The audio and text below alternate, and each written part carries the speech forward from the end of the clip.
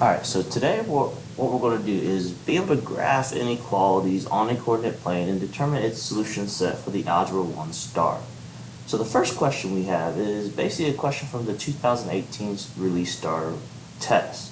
It says, which graph best represents the solution set of negative 4x less than or equal to 6y minus 54?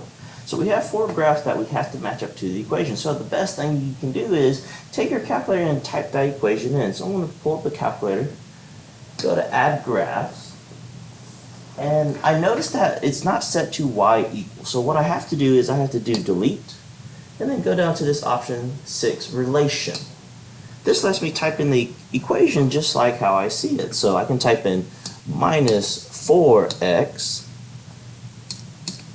then I'm going to do control equal to find the less than or equal to symbol, 6y minus 54.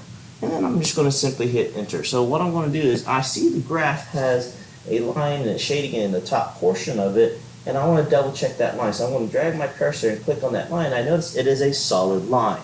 Okay, so it's solid line, shade above. So if I take a look at my answer choices, I'm looking for a solid line that's shading above, and luckily I can see that that A is the only one that basically works for this particular example. So I have that solid line and it's shaded above.